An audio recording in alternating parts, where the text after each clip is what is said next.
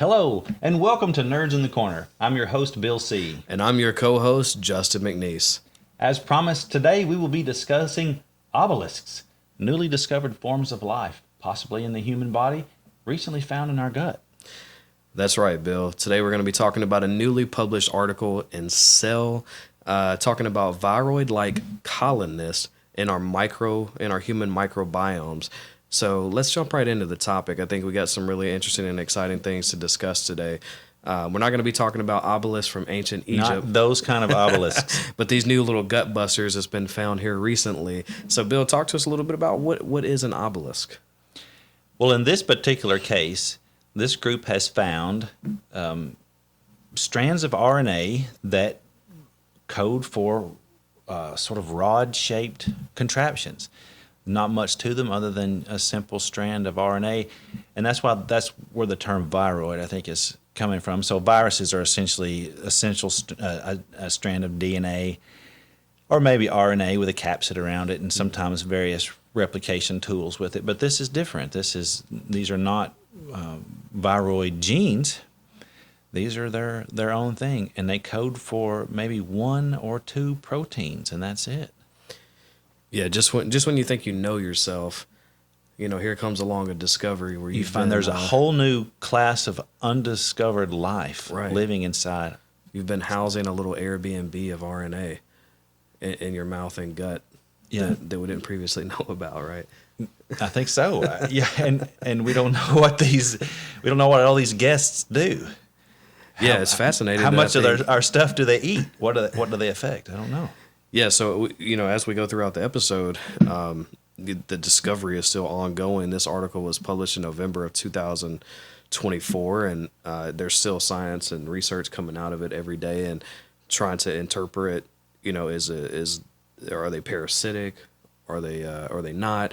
How do they affect the human body? How do they not affect the human body? So we'll jump into some of those topics and things that we think about the issue, but. One of the points I want to touch on first, Bill, is the protein inside of the obelisk called a oblin. Oblin. Like goblin, but oblin. Oblin. Okay. I'm oblin along in this conversation. Yeah. And I hope you're not going to ask me what it does. I don't know. I don't think anyone knows what this thing does. Yeah. Just do you have a little bit of information you could give our audience of what it is, like what the difference? What is an oblin? Yeah. All right, I'll do my best. So these obelisks carry a piece of circular RNA inside them.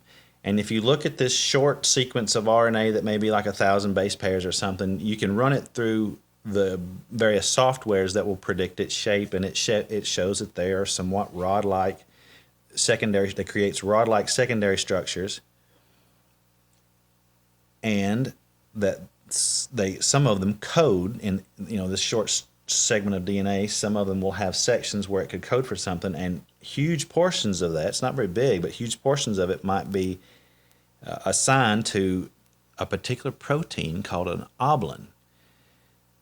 I don't think anyone knows what these oblins do. They're a new type of protein. They're not homologous to other things found in the ever discovered. Of course, proteins have been around a long time. They're a string of amino acids, but these form an interesting shape, and we'll pop up some of the images here of some of the shapes that they might form. So what would be the point of some small rod-shaped contraption that houses RNA and just enough RNA to code for only a few things, and one of them is this protein, and there's millions of them in your body sometimes, if not gazillions? Right, and it doesn't seem to be mutually exclusive to any gender or any ethnicity across the globe. It seems that these are microbiomes that exist in humans in general. So far, that's what they looked in. Now, I think one of the tools that they used in this particular study was a bacteria called Staph sanguinis, I believe is what it was. And they found that it will live inside this particular bacteria. But the bacteria does just fine with it or without it. Seems to be indifferent to the presence of it of it being there. Does the staff need this? Does the oblin need the staff? And they even talk about it, is the staff just where they found it this time? There's other places where it could possibly be. But I think this is it's sort of a signaling event for really interesting things to come, because we will find similar things like this, and I think we'll find more complex versions of this that may have more function to them than just coding for a single protein. And then the questions come up of, what does this protein do? Why is it so important for these contraptions to make this protein? Right, and it could absolutely do nothing. It could do nothing. That's what's. I think that's one of the most curious things about the discovery is that, as science continues to progress along and we continue to find out new things, and it's exciting, it's interesting to experience and learn about new things, but not every new discovery has an implication on mankind, right? Yeah. This could just be something that has existed in humans throughout evolution that we just now are learning about, but it's just there. That's certainly the question, because it's obvious they've been there. And what have they done, or what haven't they done? It's sort of like water in our body. Well, it doesn't do anything, but you certainly have to have it. Right. It could be something. It could be so numerous that it pervades everything. This is just one particular place on where they thought to look. Virions, probably the next closest thing to this, exists in plants, animals, just in plain geology, just in plain plasmas. So that's just where they've looked. Because one of the things that was easy to do is they did this with existing data. There was not a new group of samples taken that I maybe eventually they did, but essentially they just became aware of this possible sequence that would show up in mass samples of gut flora samples, and they sort of just probe the whole thing, and it shows up, it's in these gut flora samples, and they find where it goes. And so even not everybody has them. In some sections of the world, half of all people had them, and it didn't correlate with tall, short, rich, poor, sick, well. So we'll see. Yeah, that's what I was reading, was that about half of the population that they examined were shown to have them. And then I think this just goes to show the depth that our microbiology and our microbiome has in the human body. And this just adds another layer of complexity to that, right? And again, it's so... If you thought you knew it all, right, here's another right. chapter. Yeah, here's something else to kind of shatter what we think we know about the human body and how we function. Also, it's incredibly interesting that viroids and potentially the discovery of these obelisks, they believe may date back to some of the early forms of life. That's right. When you start talking about small segments of RNA, you're getting to the early precursors. Yeah, it's fascinating stuff. I'm curious to see what comes out of the discovery and as they keep trekking along, but I would like to I'd like to read a little bit of the insert. Let's review the abstract. From the article that we have here. So it says the human gut microbiome is experimentally attractive for the discovery of novel genetic agents. Indeed, genomic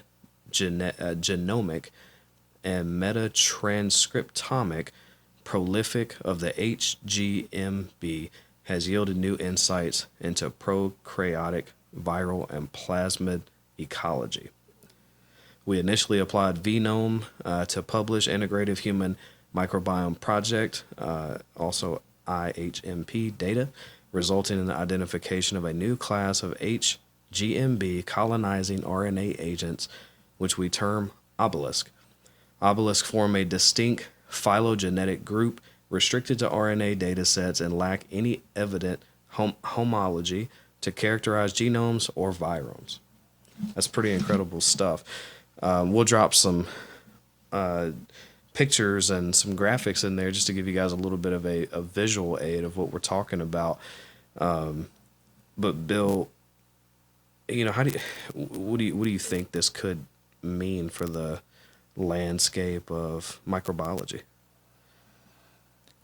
I don't know if it changes the whole landscape a bit, because this seems to function so independently of the animal system that they would be working on. I think it's going to be a whole new field, maybe where geology and biology meet. Are these things even considered alive? It's a fantastic point. What are they? At some point, you just call them a protein crystal that could occur naturally. Those things, ribonucleic acid crystals and shapes do form naturally.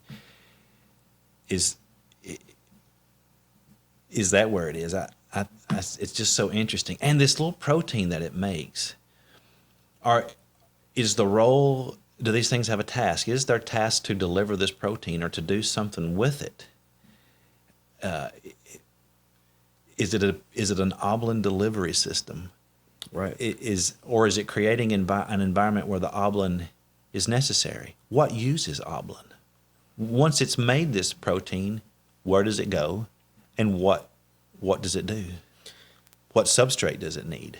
Yeah, is it a little microscopic Uber driver making deliveries through our body, or does it just exist to exist? It's got some structure to it, and they say it may have some possibility of some you call like one that would say a protein that would form a hunk of stuff and then fold. You call those dimers.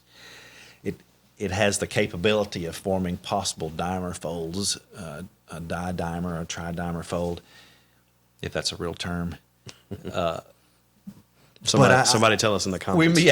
We'll have to have a part 2 of this episode once the paper comes out. Discovery of the function of oblins. Yeah. Well, as we were reading through the research, preparing for the episode, one of the things that caught my attention was that they don't seem to have any self-replicating properties except for one subset. That's right. Of the discovery. So can you explain that a little bit for our audience? Right. So a self-replicating property means that on that strand of DNA or RNA, there is a section of it that codes for an enzyme or a polymerase, or whose job it is to make copies of itself. And they don't have that, which means something somewhere has to make copies of it. Now, viruses are known for doing this. They sneak into your cell's nucleus and borrow your replicating apparatus. And many viruses, some that come, use it, and go, do not harm the host and don't cause symptoms. But in others, the thing that your cell nucleus then begins to make is dangerous or causes symptoms, is recognized as foreign. Now, most of these don't have that, but they did find one subset, which the term was may represent an independent clade. It was sort of, they're very unique, perhaps so unique if you're like if you see a collection of cloven-hooved animals, and they're all very similar to a goat, and then this one's a llama. It could just be a statistical outlier, but it did encode for a short ribozyme. It coded for a ribozyme, which is, in this case, it may be a RNA enzyme that will then replicate itself. But those were rare. I think that makes the discovery even more complex and intricate, though, because you have 95% of this discovery that's showing and with non-replicating properties, and then you have this subset. So we don't know what it does, but we have this subset that operates in a different space than the original discovery. Mm-hmm. So therefore, does it implicate the human body differently? And if so, I'm so interested to see what the differences between these two. Right. So here we have a photograph or a picture here. I don't think that's the right one, but you have one obelisk that's just a piece of RNA that codes for a protein, and that's all it does. Mm-hmm. Is that alive or is it a rock? Right next to it, you have an obelisk that has the same code, but also a little section that codes for something to replicate itself. Is that alive?